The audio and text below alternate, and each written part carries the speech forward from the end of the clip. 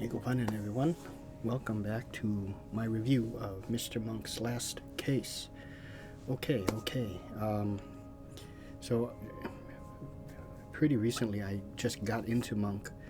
I discovered him maybe about 3 weeks ago, and it took me about that long, maybe about 2.5 weeks, like 2.5 weeks to binge watch the entire 8 seasons of Monk, because I wanted to prepare myself for Monk's last case. And I guess, I don't have Monk. I'll start off by saying I don't have any of the seasons of Monk, but I did notice that it was going to be coming, or it has actually already begun to come out on Blue.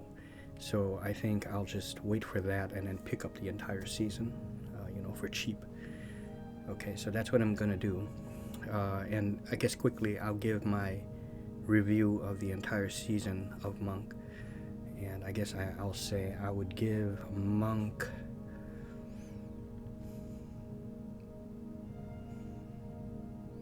I'll give it maybe like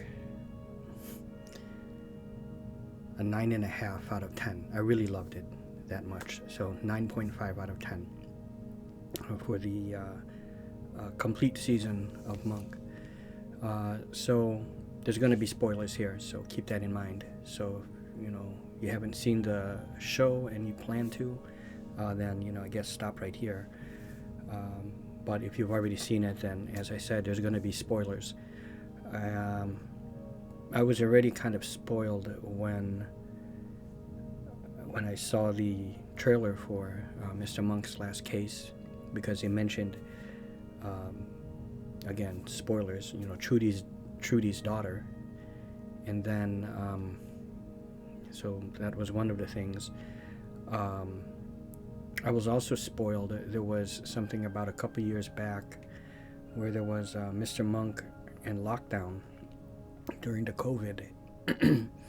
And, Randy Disher was in New Jersey. So that was another thing. But anyways, so Mr. Monk's last case, it starts off, it picks up about, 10, 15 years, close to like 15 years maybe? No, it can't be, maybe 12 or 13 years, something like that, after season 8, and he's pretty much almost like he's retired. He's struggling with money. He had this book deal come through, and the woman, by the way, that was, I guess, his publisher. I think she's supposed to be the publisher, but actually I've seen her before. She was in, I know for sure, the episode when he was on the plane. She was a stewardess. And then I saw a comment on, someone put a clip, the beginning clip of that, and said that she was also a sheriff. So I'm guessing she was the sheriff in the episode when Randy Disher, I think he inherited a farm, so he left the force temporarily and went to live on the farm, and she was the sheriff, and Randy called upon Monk's help to solve the mystery, the death of his uncle. I think that's who she was. She was in that episode. So anyways, Monk was struggling with money, and his stepdaughter, which is Molly Evans, which is Trudy's daughter. Trudy, played by Melora Harding. Was it Hardin or Harding? She was in The Hot Chick, and she was also in... Was she in The Hot Chick? Yeah, she was the mother.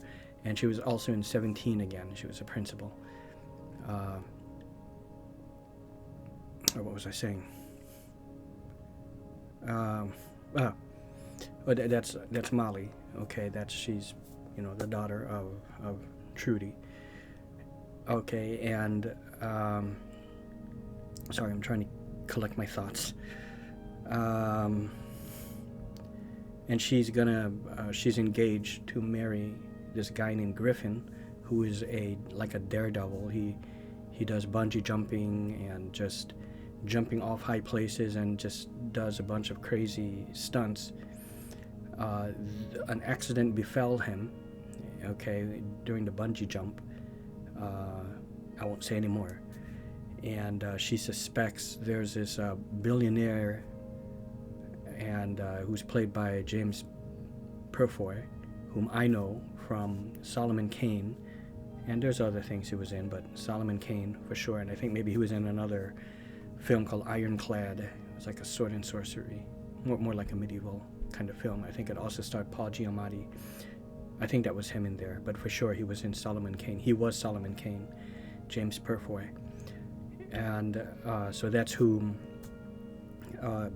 she suspects that he was involved in some way in killing her fiancé. And she enlists the help of Monk to solve the crime, the murder. Here's what happened. No, but it was great to see them all reunite. Seeing Randy coming in. They all met at the airport. Randy came in, and from New Jersey. He's married to Sharona, played by. You don't see her. You see her in the beginning flashback of the first episode, played by Biddy Schramm, A League of Her Own. We don't cry on we don't. There's no crying in baseball, right? I didn't even realize it was her at the time, and I had to go back and I said, "Oh, I remember that. Yeah, okay. That's her. That's Biddy Schramm." And she left the show, midway in the second or third season, midway in the third season, and then it made way for Trailer Howard, who was Natalie. Natalie Teeger, now Natalie Teeger Albright, I think.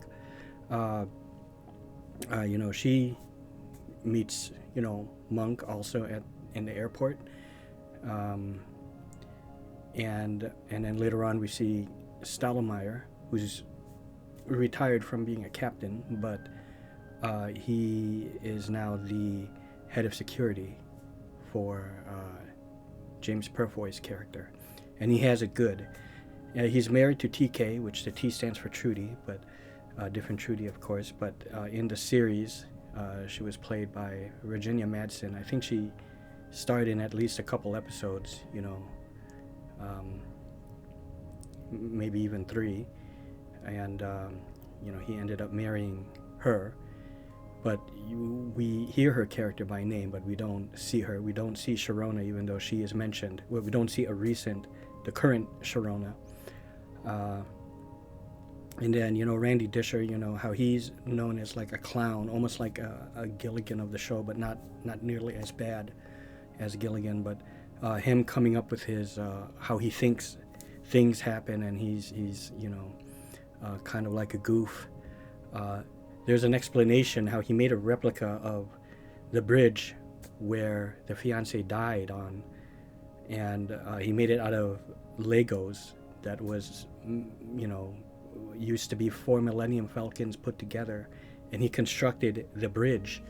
And his whole explanation, it seemed plausible when he started off, like, this is something pretty major. He took the time to put all that together, and then when he comes with the explanation, which I won't say what,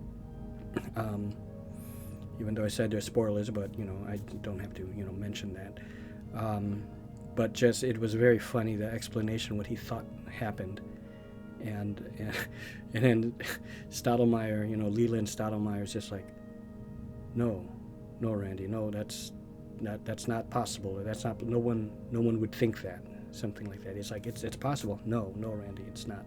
He goes, no, the monk's like, no, that's, no one would think that. All of the, the jokes were there, from his. Disorder, we have Hector Elizondo, who took over as his, Adrian Monk's psychiatrist, his doctor, or psychiatrist. He's back. You see him like 2 or 3 times, which is great. Taking over for, now I forgot his name. Kamel, which is Dr. Kroger. His last name is Kamel. Now I can't remember his first name. Stanley Kamel. I think Stanley Kamel. Right. What I love about this film, I should do one where I'm really dissecting the Monk series. I feel like I want to go into that series, but maybe I should save that for the second video or another video. You know, if I get it on Blu-ray, you know, when it all becomes available and I get that.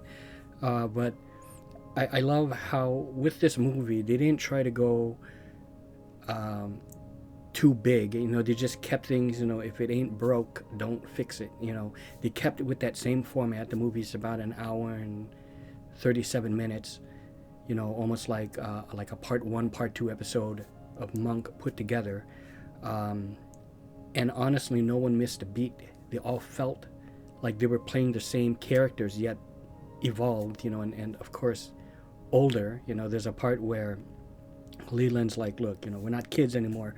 I don't even remember the name of my first girlfriend. And then Monk named her. He goes, well, how do you remember that? Your mom told me. Monk, my mom died 35 years ago, 37. So his brain is still sharp. So it's all still there. The here's what happened. You hear that a couple of times. The format of this movie is the same as the series. You know, it's one of those things where I'm glad they kept it, you know, kept that same format and didn't really try to, you know, change it up. You know, everything just looked great. It felt, like I said, like another episode, like continuing off after season 8, after even the whole, you know, the 7-minute Peacock thing, you know, that came out a couple of years ago during the COVID. It wasn't even really an episode. It was just like a 5 to 7 minute little skit. It's a great film, and I have an idea. I wish that they would come back, you know, for season 9. They could, especially the way this ended. Oh, it's almost like, too, I'll say, in this film, it's almost as if they gave him another disorder. I guess, is it called schizophrenia, where he's, unless he kind of already had that, where he's seeing things, you know, kind of like a Beautiful Mind, starring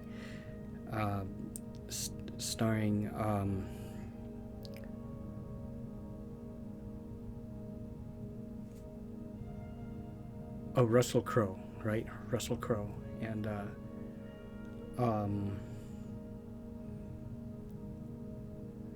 yeah, a girl from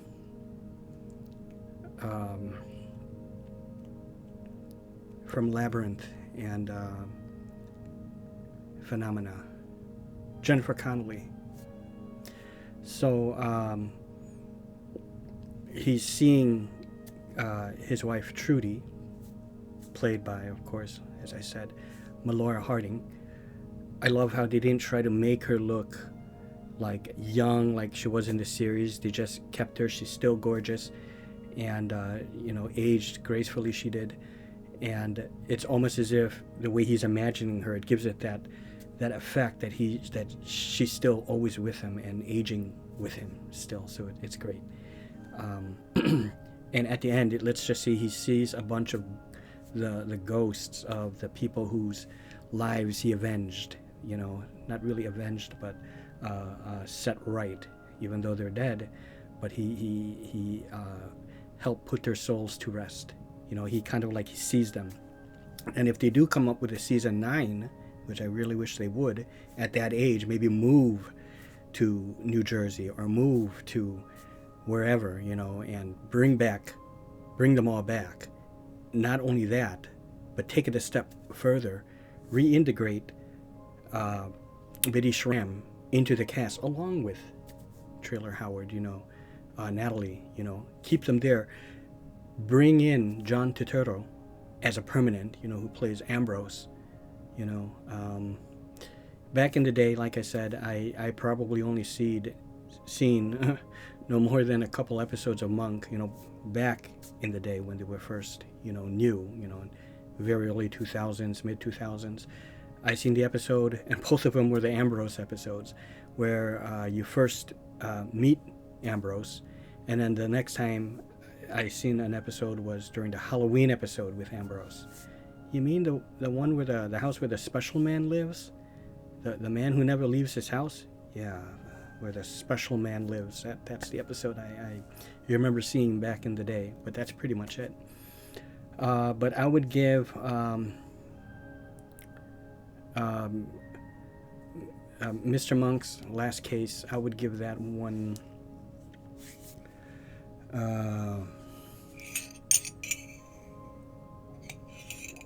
I'll give 2 ratings for it. For your average moviegoer who maybe doesn't know anything about Monk and just sees it as a movie, because you could still see it, but you really won't enjoy it nearly as much, and you won't grasp a lot of the inside jokes and certain like Easter eggs and things like that. You won't grasp that, but you could still see it as a movie, and it was a nice twist. The whole explanation was great. Yeah, you guys, for those people, you would probably give it between a 7, maybe, I was going to say between 7 and 8, but maybe like a 7 to a 7.5. I would even drop it down to like a 6.75 for you people who know nothing of it. You might give it around that range. However, if you are a fan and you know the series, for me, in that case, now that I've seen them all and I love them, and I love the character, you know, Tony Shalhoub, I should have mentioned that, who plays Monk. And he was great in Galaxy Quest. I know him from, that's why I know him first, and then 13 Ghosts, where I know him second.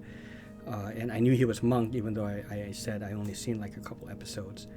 I would give it a solid 8.75. Okay, so that is it. I hope you all enjoyed it. Please, if you like this review, this video, please hit the thumbs up and hit the subscribe button. It would really help my channel a lot. And happy holidays, everyone. Do check this out. I hope it comes out on Blu-ray DVD, this one, and I want to own it along with the entire series of Monk.